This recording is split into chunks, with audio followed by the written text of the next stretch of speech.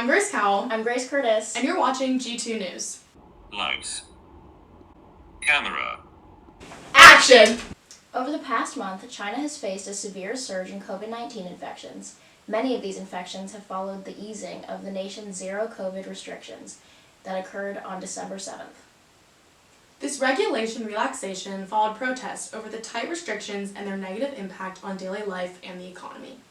Many of these protests were sparked by an apartment fire that occurred late last month that left 10 dead. It took authorities a while to put out the fire because of the many entrances that were blocked and doors that were locked due to the COVID lockdown.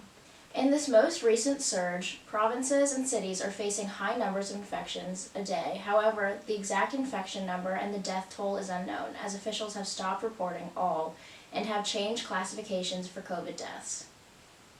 Hospitals throughout China, especially in large cities, are now overcrowded and understaffed.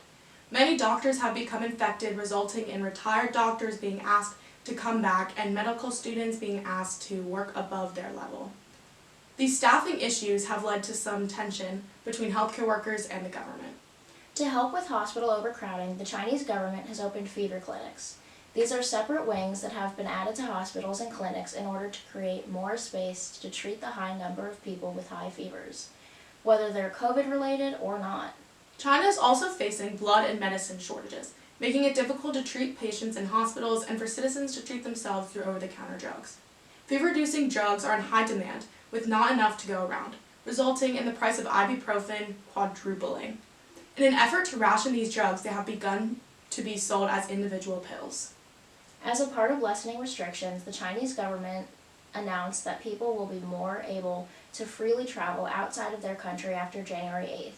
As a result, many other nations have implemented travel restrictions on those traveling from China. The United States has stated that anyone traveling from Hong Kong, Macau, or China will need a negative COVID test in order to enter the country. Japan, India, Italy, and Taiwan have also implemented negative requirements for travelers. While restrictions may have eased up, travel for Chinese citizens may still remain limited, as there are not many flights out of the country at the moment and many people need to renew passports after over 3 years of not being in use. On December 30th, the World Health Organization met with Chinese officials in order to discuss the COVID situation and to receive data and information. In national news, slightly before the holidays, a major snowstorm hit the United States. Most airlines were able to recover in a timely manner, but unfortunately, Southwest could not. Due to inadequate computer systems, Southwest had a crisis on their hands. Between the many cancellations, baggage issues, and reimbursement fiasco, Southwest has more than enough to untangle. Amid this mess, Southwest is dealing with understaffing and poor customer service complaints. Bob Jordan, Southwest Airlines chief executive, said that the airline couldn't get flight crews to where they needed them to be. The computer systems, compounding the effects of the bad weather, and the giant puzzle could take days to solve. Quote, "Our plan for the next few days is to fly a reduced schedule and reposition our people in planes," end quote, Mr. Jordan said. Quote, "We're making headway and we're optimistic to be back on track before next week," end quote. Thousands of travelers were stranded due to delays and flight cancellations. Many slept in the airport, anxiously awaiting for good news. Our very own Grace Knipe, a senior at the Severn School, was stranded in another country due to the breakdown. Knipe shared her family's struggles with the reimbursement and cancellation in vivid detail. Knipe's family ended up staying an extra night and ultimately using a different airline to return to the U.S. Knipe says, quote, "If we didn't fly with a different airline, we wouldn't have been back in the country until January 2nd.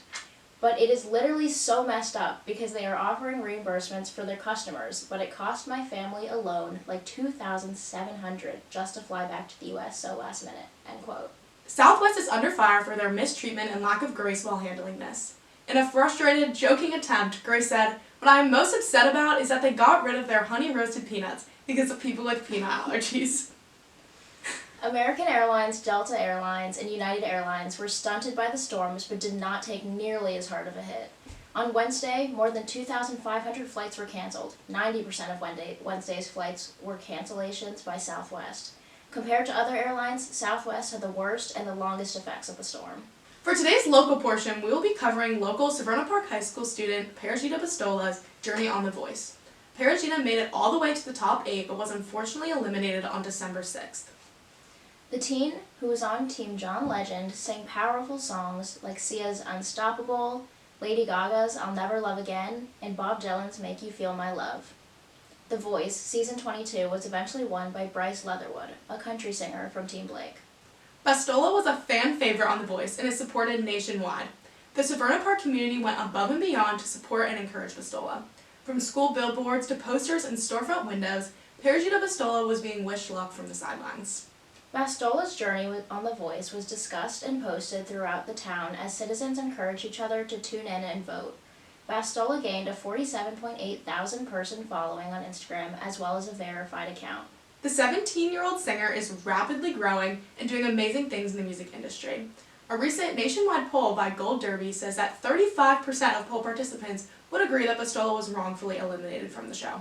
Just recently, on December 30th, Bastola, Kike Gomez, another contestant on The Voice, and Tyler Zachary, a local musician and Severna Park High School student, performed at Sullivan's Cove, a local restaurant.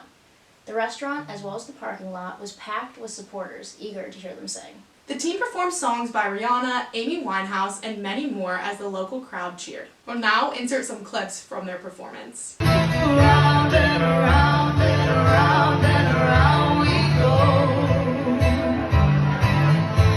Oh, now tell me now, tell me now, tell me now, you know. So long, you made a girl wait for some so long. You make it hard for a girl like that to go wrong.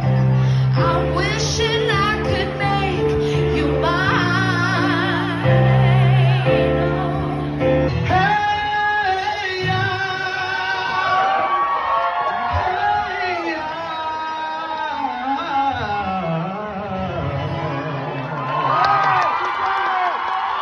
We can't wait to see what she does next. Thank you for watching the December episode of G2 News. Our sources and our other social media accounts are linked in the description box below. We encourage you to keep researching these topics and more. We hope to see you next month, and we wish you all happy holidays and a happy new year. Bye!